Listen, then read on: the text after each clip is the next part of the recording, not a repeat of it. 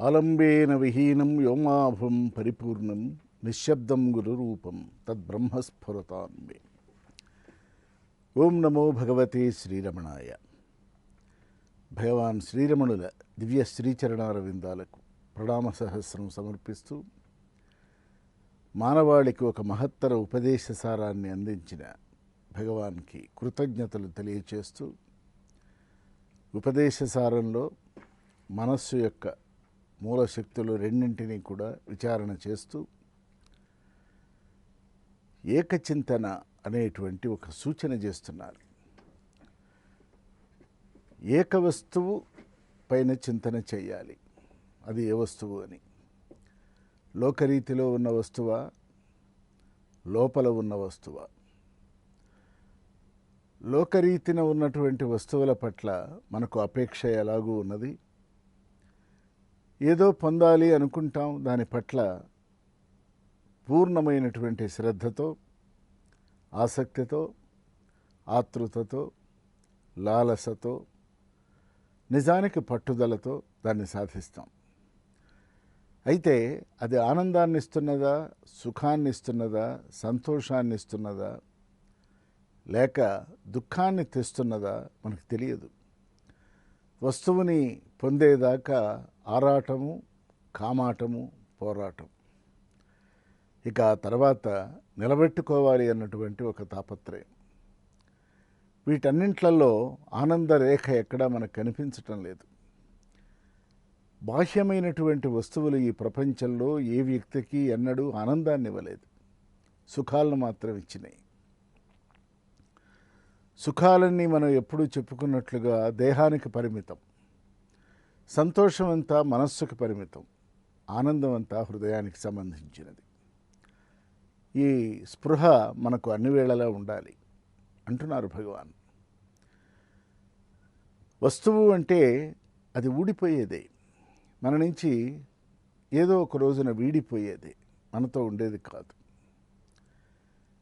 ఈ ఏక వస్తువు మీద ఎప్పుడైతే మనం మనస్సుని, మన చిత్తాన్ని, మన ఆలోచనని, మన తీవ్రమైనటువంటి సర్వశక్తులని ఒడ్డి ఏకాగ్రం చేసి పొందాలని అనుకుంటామో పొందుతాం. దాంతోపాటు వచ్చేటువంటి అనేక అనుభవాలు కూడా మనకు మిగిలిపోతాయి. ఇక్కడ భగవాన్ ఒక అధ్యాత్మ భావంలో రెండు దారులు చూపిస్తున్నారు. బయట ఉన్న వస్తువుతో సంబంధం తీవ్రంగా పెట్టుకున్నావా, ఏం మిగులుతుందో తెలియదు. కానీ నీలో ఉన్నటువంటి సద్వస్తువుపై గనక చిత్తైకాగ్ర స్థితిలో నిరంతరము గనక ఒక తీవ్రమైనటువంటి ఏకాగ్రాన్ని సాధించినట్లయితే, నిలబెట్టుకున్నట్లయితే అది ఖచ్చితంగా ఆనందాన్ని ఇస్తుంది.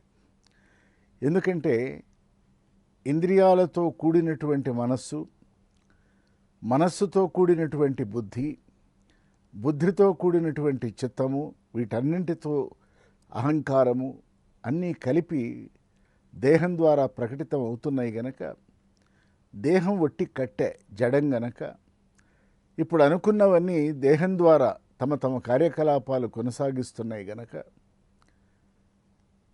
అనుభవాలు భిన్న భిన్నంగా ఉంటాయి. అందుకనే భగవాన్ బయట వస్తువుని చేరటం చాలా తేలిక. వస్తువు కనపడుతూ ఉన్నది. దాని స్వరూపం అనండి, దాని అందం అనండి, దానికి ఉన్నటువంటి స్వభావం అనండి, గుణం అనండి, కనిపిస్తూ ఉన్నది. ఏదో మనల్ని ఆకర్షిస్తున్నది. ఆ ఆకర్షణ వలయంలోకి మనల్ని నెమ్మదిగా తీసుకొని వెళుతుంది. ఏదో ఒక రోజున కాస్త ముందు వెనకగా వస్తువు మనదైపోతున్నది. మనది అయిపోతున్నది అని మనం అనుకుంటున్నాం. అది అయిందో కాదో మనకి ఇంకా తెలియదు. ఎన్నాళ్ళు మనతో ఉంటుందో తెలియదు. ఎప్పుడు తన దారి తాను చూసుకుని వెళ్ళిపోతుందో తెలియదు. ఎప్పుడు చేజారిపోతుందో తెలియదు. ఎప్పుడు ఎవరు దానిని దోచుకొని వెళ్ళిపోతారో తెలియదు. కాబట్టి వస్తువు అనిత్యం. అనిత్యాత్మకమైనటువంటి ప్రపంచము, దానిలో ఉన్న వస్తువుని పట్టుకొని వేలాడే కంటే నిత్యము, సత్యము, శాశ్వతమైనటువంటి ఒక ఆంతరంగిక స్ఫురణ, అదే అహంకారం నుంచి మనస్సుని అహంస్ఫురణ వైపు మరల్చాలి. అది నిజమైనటువంటి అధ్యాత్మ. నేను దానాలు చేశాను, పూజలు చేశాను, వ్రతాలు చేశాను, క్రతువులు చేశాను, వేల వేల ఉపన్యాసాలు ఇచ్చాను, కొన్ని వేల పద్యాలు కంఠస్థం చేశాను. ఇదంతా పంచకోశాలకు బయట జరుగుతున్న తంతే. ఏం జరిగినా వీటి అన్నింటి యొక్క అనుభవం, వీటి అన్నింటి యొక్క సారం మనకి లోపల ఒక నిశ్చల నిర్మల ప్రశాంత ప్రసన్న వాతావరణాన్ని సృష్టించాలి. అది సృష్టించినప్పుడు ఈ బయట వస్తువులు, అది పాండిత్యం కానీ, కవిత్వం కానీ, శాస్త్రం కానీ, విజ్ఞాన శాస్త్రం కానీ, లోకానుభవం కానీ, లోకరీతిలో మన ప్రవృత్తులు కానీ, ఇవన్నీ కూడా లోపల అశాంతిని కలిగించి శాంతి వైపు గనక దారి తీయించకపోయినట్లయితే చదివి ఏం ప్రయోజనం? కావ్యకంఠులే అన్నారు, 14 ఏళ్ల చిర తపస్సు చేశాను, మంత్రద్రష్టనైనాను, బీజాక్షరాలు పట్టుకున్నాను, బీజాక్షరాల వెనక ఉన్నటువంటి దేవతల్ని, నేను అధిష్టాన దేవతల్ని దర్శనం చేశాను, అయినా నాకు చిత్తశాంతి లేదు. వ్యాసుల వారు మహావాంగ్మయ సృష్టి చేశారు ద్వాపర యుగంలో. పరమేశ్వరాంశతో వచ్చారు ఆయన, భగవాన్ అనిపించుకున్నారు. భారతం రాశారు, భగవద్గీత రాశారు, బ్రహ్మసూత్రాలు ఉన్నాయని చెప్పారు, 18 పురాణాలు రాశారు. వారు రాయిందంటూ ఏముంది? కానీ ఇవేవీ నాకు తృప్తి కలిగించలేదు. కానీ ఇంకేదో చేయవలసి ఉన్నది అన్న చింత ఆయనని చుట్టుముట్టింది. అది కదా సందర్భం. నారద మహర్షి వచ్చి, వ్యాస మహర్షి మీరు కూడా చింతాక్రాంతులైతే ఎట్లా? కృష్ణ తత్వాన్ని, కృష్ణ వైభవాన్ని, కృష్ణ ప్రజ్ఞని, కృష్ణ చైతన్యాన్ని ఈ ప్రపంచానికి మీరు బహుముఖీనంగా అందించారు. మీరు చేయవలసింది ఒకటే, మీ మనస్సుని మార్దవం చేసుకోండి, లాలిత్యం వైపు తిప్పుకోండి. ఒక ప్రేమానుభూతిని, ఒక దివ్య సౌందర్యాన్ని ఆంతరంగికంగా అనుభవించండి.